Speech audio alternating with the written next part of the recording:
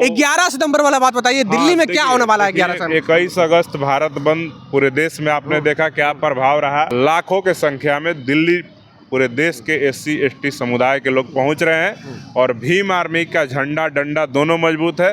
हम लोग डरने वाले लोग नहीं हैं। अपने अधिकारों के लिए आर पार की लड़ाई होगी और हम लोग इस बार समझौता के मूड में नहीं हैं। मैं आपको आमंत्रित कर रहा हूं कि 11 सितंबर 2024 को दिल्ली आप लोग भारी से भारी संख्या में, आप सब लोग एक जो लोग वीडियो देख रहे हैं, कम से कम 10-10 साथियों को लेकर के आइए और अपने हक अधिकार की लड़ाई को मजबूती से वहाँ पे लड़ने का काम कीजिए। हम लोग किसानों के आंदोलन में साथ दिए, हम लोग पहलवानों के आंदोलन में साथ दिए, हम लोग जवानों के आंदोलन में साथ दिए, हम लोग नौजवानों के भविष्य के आंदोलन में साथ दिए।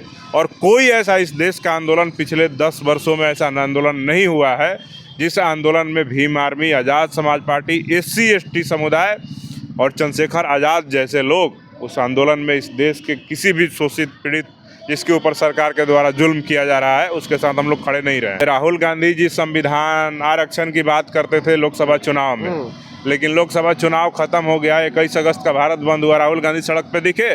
पूरे देश में कौन कौन यात्रा कर रहे थे, लेकिन सड़क पे जब दलितों का वास्तविक मुद्दा आता है तो उन घर में बैठ जाते हैं। 5 लाख से ज़्यादा सीटें बैकलॉग की खाली हैं SC और ST की, तो बैकलॉग की सीटें आप भर नहीं रहे हैं। सेंट्रल सेक्रेटेरिएट में, सेंट्रल मिनिस्ट्रीज में, IITs में, IIM में, NIT में, NIFT में और तमाम जो देश के बड़े बड़े महत्वपूर्ण संस्थान हैं वहाँ पे SC ST का भागीदारी एकदम नगण्य है, शून्य है। वहाँ पे एक लोग नहीं मिलेगा। सुप्रीम कोर्ट का एक वर्डिक्ट आता है, दलित समाज और आदिवासी समाज में कोटे में कोटा, यानी कि वर्गीकरण की बात की जा रही है और ये तर्क दिया जा रहा है कि दलित समाज की कुछ ही जातियां को आरक्षण का लाभ मिला था, अब वो जातियां जो काफ़ी संख्या में वो जातियां हैं वो पीछे छूट गई थी। तो इस वजह से क्रीमी लेयर अगर लागू हो जाता है तो उन तमाम दलित समाज को फ़ायदा मिलेगा।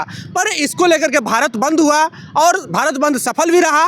पर प्रधानमंत्री नरेंद्र मोदी ने यह आश्वासन दिया कि ये जो सुप्रीम कोर्ट का वर्डिक्ट आया है उस पर कोई कानून बनेगा और उसको जो है वापस लिया जाएगा। अब जो है भीम आर्मी प्रमुख चंद्रशेखर आज़ाद रावण ने कहा है कि 10% हमें दलित और आदिवासियों को अलग से आरक्षण की मांग की है और 11 सितंबर को वो दिल्ली में जा रहे हैं। हमारे साथ में बिहार भीम आर्मी के प्रदेश संयोजक हैं अमर ज्योति। क्या कुछ होने वाला है और ये 10% वाला जो कॉन्सेप्ट है वो क्या है, उसको समझा दीजिए।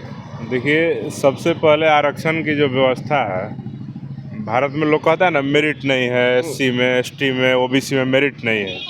तो हमारे लोग जब जनरल कैटेगरी में सिलेक्ट होते हैं तो वो लोग बिना मेरिट वाले तो नहीं होते हैं।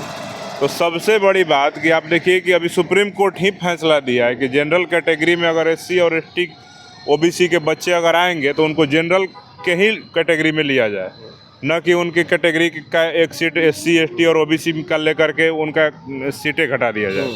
लेकिन ऐसा होता नहीं था। हर जगह अगर SC ST और OBC का बच्चा अगर जनरल कैटेगरी में सिलेक्ट होता था उसको भी उसी के कैटेगरी में डाल करके वो सीट जो है SC और ST का ख़त्म कर दिया जाता था, उसको जनरल का लाभ नहीं मिलता था। लेकिन सुप्रीम कोर्ट ने बोला है कि नहीं, जब मेरिट का तुम बात कर रहे हो, मेरिट चिल्ला रहे हो, तो जब मेरिट SC ST OBC दिखा रहा है तो तुम इसको जनरल वाला कोटा काहे नहीं दे रहे हो?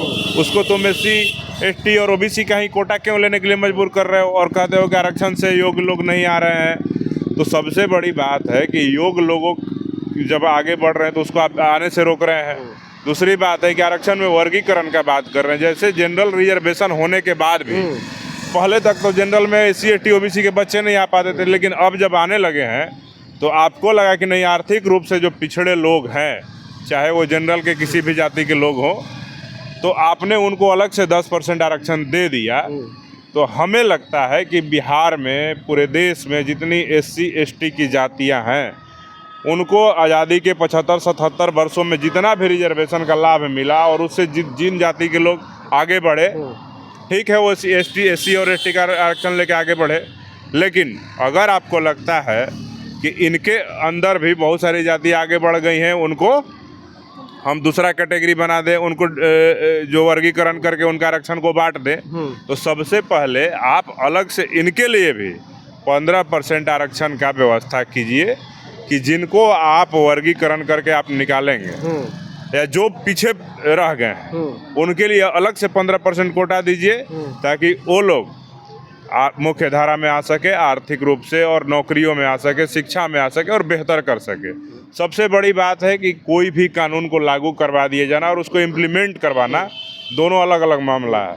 तो सरकार, संविधान बन गया, आरक्षण मिल गया, लेकिन आरक्षण का इम्प्लीमेंटेशन आज भी आज़ादी के 75 वर्षों बाद भी सही से नहीं हो पाया। आज भी देखिएगा कि सेंट्रल सेक्रेटेरिएट में, सेंट्रल मिनिस्ट्रीज में, IITs में, IIM में, NIT में, निफ्ट में और तमाम जो देश के बड़े बड़े महत्वपूर्ण संस्थान हैं, वहाँ पे SC ST का भागीदारी एकदम नगण्य है, शून्य है। वहाँ पे एक लोग नहीं मिलेगा। सुप्रीम कोर्ट के हायर जुडिशियरी में आप देख लीजिए SC और ST के कितने जज हैं, कितने अटॉर्नी जनरल हैं, कितने राज्यों के महाधिवक्ता हैं। तो जब तक यहाँ पे आप भागीदारी सबकी सुनिश्चित नहीं करिएगा, तब तक मुझे लगता है कि आरक्षण की व्यवस्था रहनी चाहिए। तो सबसे पहले केंद्र की सरकार, सुप्रीम कोर्ट इतना सा आरक्षण को लेकर सजग है और सबको ज़मीन पे आरक्षण का लाभ पहुंचाना चाहती है। तो जो तमाम सरकारी योजनाएं हैं जिसमें आरक्षण लागू है, उन सारी विभागों में पहले इनका जो सीट है, जो बैकलॉग से आप देखिएगा कि पूरे देश में हमको लगता है कि 5 लाख से ज़्यादा सीटें बैकलॉग की खाली हैं, SC और ST की। तो बैकलॉग की सीटें आप भर नहीं रहे हैं क्योंकि आपको उसमें आप उस वक्त कहे कि योग्य उम्मीदवार नहीं मिला। तो अब जब SC ST समुदाय के लोग पढ़ लिख गए हैं, आप कह रहे हैं कि कुछ जातियाँ बहुत आगे बढ़ गई हैं, तो उनको आप बैकलॉग की सीटें दे दीजिए और जो नई बहाली है उसमें आप सरकारी स्कूलों की शिक्षा बेहतर कीजिए और तमाम चीज़ें बेहतर करके आप इनको आरक्षण का लाभ लेने के लिए आप तैयार कीजिए। अगर सारी जातियों को, अगर जिनको रहने का घर नहीं, आज भी देखिएगा कि हमारे दलित समाज की बहुत सारे लोग हैं जो आज रहने को उनके पास अपना ज़मीन नहीं, अपना घर नहीं, कोई सड़क किनारे, कोई नदी किनारे, कोई नाला किनारे, कोई कहीं कहीं तरह से अपना अस्थायी आश्रय बना करके रहता है। तो उनको रहने का आप ज़मीन मुहैया कराइए। 3 डिसमिल ज़मीन मांझी जी से भी हम कहेंगे, मांझी जी इस मुद्दे पे बड़ा वो है, सुप्रीम कोर्ट के फैसले के समर्थन में है। तो हम यही कहेंगे कि आप केंद्र में मंत्री हैं, आपके बात प्रधानमंत्री से होते रहती है, मुलाकात होते रहती है। आप प्रधानमंत्री जी को बोलिए कि जो भूमिहीन SC और ST हैं, पहले आप उनको ज़मीन उपलब्ध कराइए रहने के लिए, फिर उनको घर उपलब्ध कराइए। ज़मीन और घर जब मिल जाएगा ना, तो आदमी तो पेट चलाने के लिए, कमाने खाने का व्यवस्था कर ही लेता है, अपने बच्चों को भी पढ़ा लेगा, और पढ़ा लेगा तो हमको लगता है कि वर्गीकरण की व्यवस्था, हमको लगता है कि कोई आवश्यकता नहीं पड़ेगी, सब लोग आरक्षण का लाभ ले लेंगे। ऊपर से राज्य की सरकारें दलितों को बांट करके, दलित, महादलित, दलित, अति दलित, वो तो राजनीतिक मुद्दा है। 11 सितंबर वाला बात बताइए, दिल्ली में क्या होने वाला है 11 सितंबर? 21 अगस्त भारत बंद पूरे देश में आपने देखा क्या प्रभाव रहा, और हमारे बिहार में भी कई जिलों में राज्य की सरकारें कई लोगों को पकड़ करके जेल भेज दी है। तो इन तमाम मुद्दों को लेकर के 11 सितंबर को दिल्ली में आर पार की लड़ाई होगी, और हम लोग इस बार समझौता के मूड में नहीं हैं कि आप आश्वासन दे देंगे और हम घर बैठ जाएंगे, और ना आपसे हम लोग वार्तालाप के मूड में हैं। आप सीधे केंद्र सरकार, नरेंद्र मोदी जी, संसद का विशेष सत्र बुलाइए और बुला करके आरक्षण पे अध्यादेश लाइए, और वर्गीकरण की समस्या जो है, वर्गीकरण जो मुद्दा उठा है, और क्लासिफिकेशन का मुद्दा है, क्रीमी लेयर का मुद्दा है, इस मुद्दे पे स्पष्ट करके एक ऐसा कानून बनाइए जिससे आरक्षण सुरक्षित रह सके। आरक्षण को 9वीं अनुसूची में डलवाइए और हमारे हक अधिकार को सुरक्षित कीजिए। अन्यथा 11 सितंबर को लाखों के संख्या में दिल्ली, पूरे देश के SC ST समुदाय के लोग पहुंच रहे हैं, और भीम आर्मी का झंडा डंडा दोनों मजबूत है। हम लोग डरने वाले लोग नहीं हैं, अपने अधिकारों के लिए मर मिटना पसंद भारतीय जनता पार्टी तो वैसे भी आपके साथ नहीं है। इंडिया गठबंधन के ना होते हुए बगैर कैसे आप प्रोग्राम को सफल कर पाइए? देखिए, 21 अगस्त के भारत बंद में इंडिया गठबंधन का कौन दल था? ये राहुल गांधी जी संविधान, आरक्षण की बात करते थे लोकसभा चुनाव में, लेकिन लोकसभा चुनाव खत्म हो गया, 21 अगस्त का भारत बंद हुआ, राहुल गांधी सड़क पे दिखे। पूरे देश में कौन कौन यात्रा कर रहे थे, लेकिन सड़क पे जब दलितों का वास्तविक मुद्दा आता है तो उन घर में बैठ जाते हैं, पैक हो जाते हैं। और जो तमाम गठबंधन के दल हैं, चाहे समाजवादी पार्टी हो, चाहे तमाम कोई दल हो, उनके नेता 21 अगस्त को भारत बंद में नहीं दिखे। हम लोग इस देश में वैसे लोग हैं, भीम आर्मी के, SC ST समुदाय के लोग, हम लोग किसानों के आंदोलन में साथ दिए, हम लोग पहलवानों के आंदोलन में साथ दिए, हम लोग जवानों के आंदोलन में साथ दिए, हम लोग नौजवानों के भविष्य के आंदोलन में साथ दिए। और कोई ऐसा इस देश का आंदोलन पिछले 10 वर्षों में ऐसा आंदोलन नहीं हुआ है जिस आंदोलन में भीम आर्मी, आज़ाद समाज पार्टी, SC/ST समुदाय और चंद्रशेखर आज़ाद जैसे लोग उस आंदोलन में इस देश के किसी भी शोषित पीड़ित जिसके ऊपर सरकार के द्वारा जुल्म किया जा रहा है उसके साथ हम लोग खड़े नहीं रहे। लेकिन दुर्भाग्य है कि 21 अगस्त के भारत बंद के दिन कोई भी नेता इंडिया गठबंधन का, चाहे राहुल गांधी हो, अखिलेश यादव हो या तमाम जो नेता हैं इंडिया गठबंधन के जो संविधान लेकर के घुमा करते थे देश में, तेजस्वी यादव और तमाम लोग, कहीं कोई सड़क पे नज़र नहीं है। इससे सीधे प्रतीत होता है कि SC/ST समुदाय को भ्रमित करके उनको वोट बैंक के तौर पे इस्तेमाल करने के लिए तमाम राजनीतिक दलें हमेशा से साजिश करते रही है। उनको वास्तविक अधिकार जो है दलितों का, आदिवासियों का, उससे कोई वास्ता नहीं है। बस इनको एक वोट बैंक समझा जाता है, लेकिन हम लोग वोट बैंक अब बनने वाले नहीं है। भीम आर्मी, आज़ाद समाज पार्टी, चंद्रशेखर आज़ाद के रहते दलित समाज अपने हक और अधिकार की रक्षा सुरक्षा खुद के दम पे करेगा।